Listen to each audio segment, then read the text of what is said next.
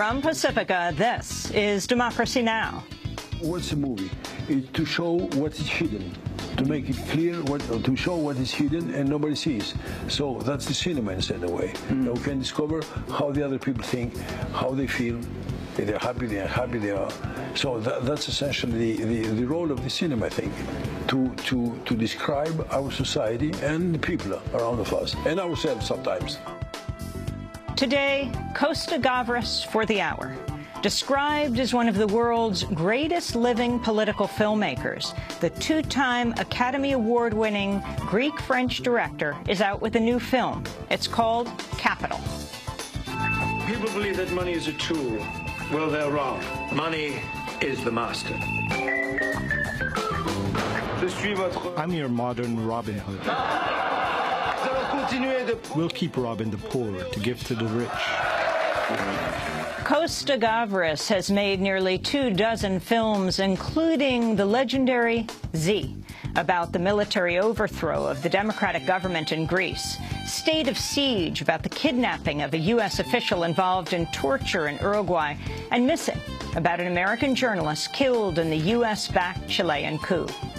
You know, I don't understand. There's nothing here. You know, they told us in Vina that the military were executing thousands of people here. There's nothing. When were you in Vina? We just got back yesterday. Want to hear something strange? Our hotel was full of American military officers.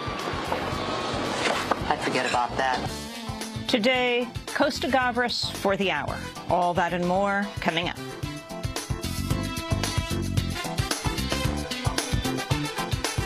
Welcome to Democracy Now!, democracynow.org, the War and Peace Report. I'm Amy Goodman.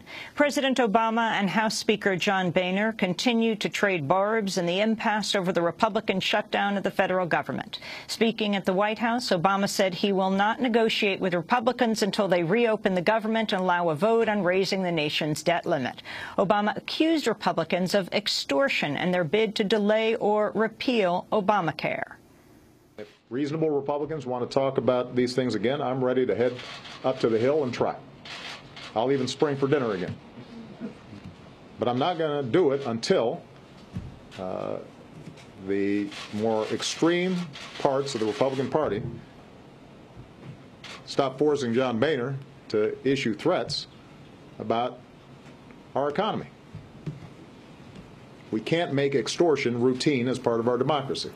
In his comments, President Obama signaled a willingness to accept a short-term deal on government funding and raising the debt ceiling, followed by more far-reaching negotiations. House Republicans say they may advance a short-term bill on raising the borrowing limit to free up talks that would target spending on social programs. Responding to Obama, House Speaker John Boehner insisted a negotiation will take place. The long and short of it is there's going to be a negotiation here. We can't raise the debt ceiling without doing something about what's driving us to borrow more money and to live beyond our means. What the president said today was, if there's unconditional surrender by Republicans, he'll sit down and talk to us. That's not the way our government works. Also Tuesday, House Republicans proposed the creation of a bipartisan super committee that would negotiate over the Affordable Care Act. House Minority Leader Nancy Pelosi rejected any such talks. We cooperated. We gave you what you wanted.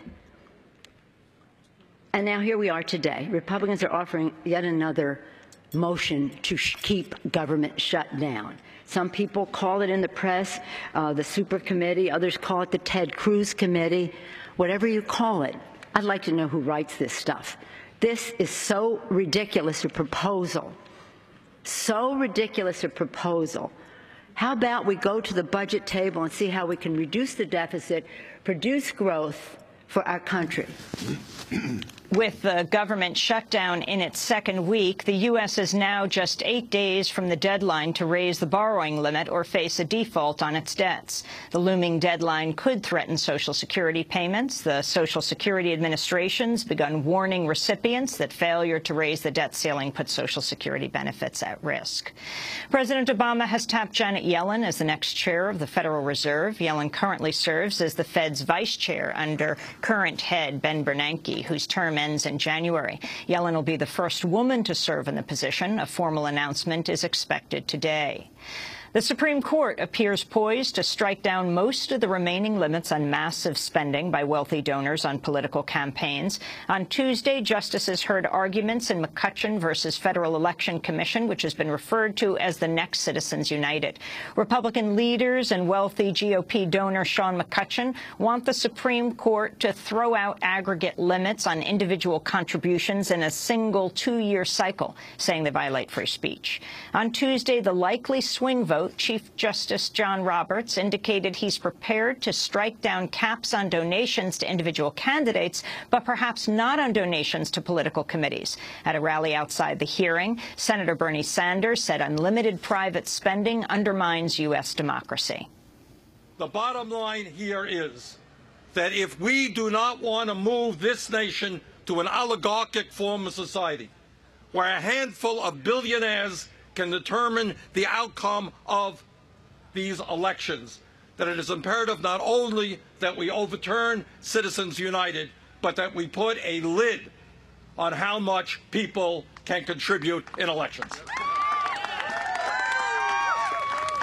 Freedom of speech, in my view, does not mean the freedom to buy the United States government.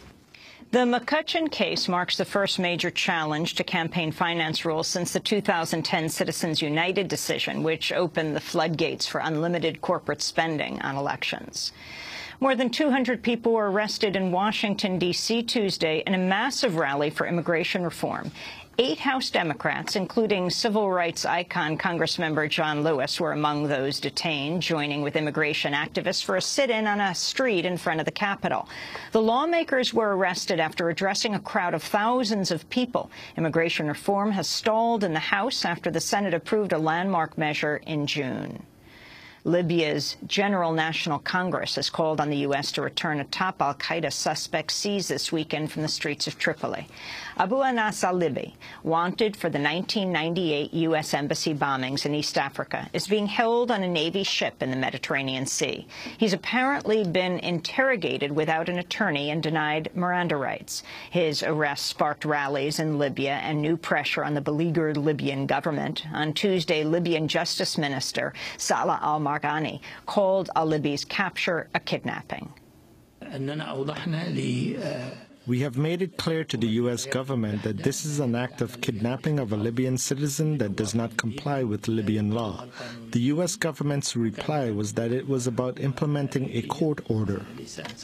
A statement from Libya's General National Congress approved Tuesday says the U.S. should return al-Libi and calls his capture a flagrant violation of natural sovereignty.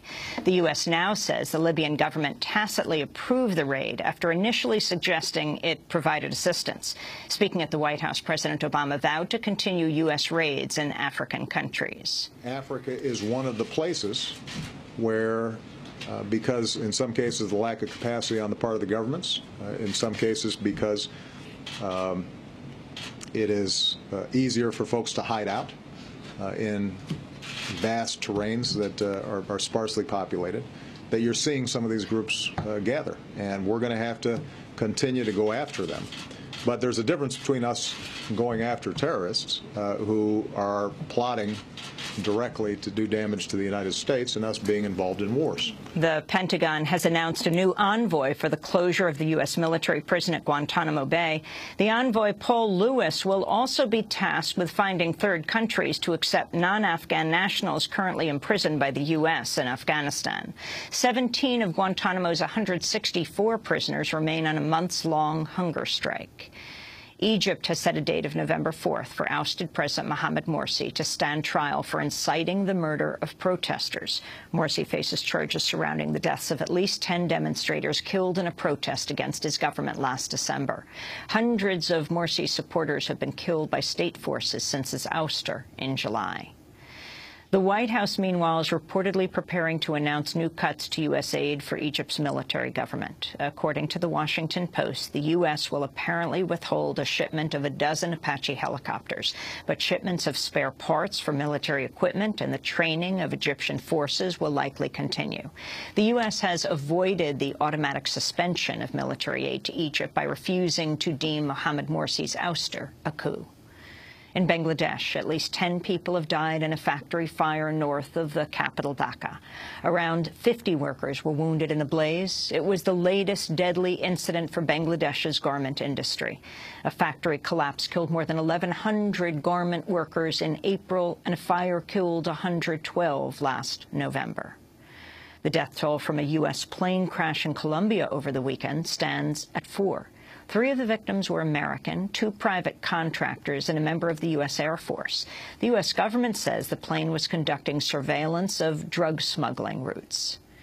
North Carolina police have acknowledged covertly spying on weekly Moral Monday protests against the Republican-controlled state legislature.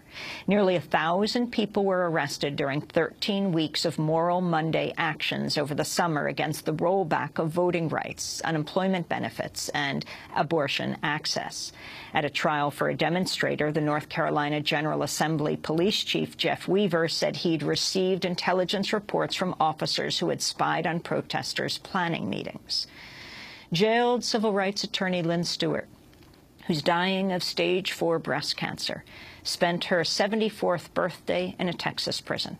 Stewart's supporters gathered on Tuesday, her birthday, in New York City to continue their call for Stewart's release so she can spend her final days surrounded by loved ones. Stewart's lawyers recently resubmitted her application for compassionate release to the Bureau of Prisons after a judge said he could not order her release unless the Bureau requested it first. Stewart had served almost 4 years of a 10-year prison sentence for distributing press releases on behalf of her jail client, Omar Abdulrahman, an Egyptian cleric known as the Blind Sheikh.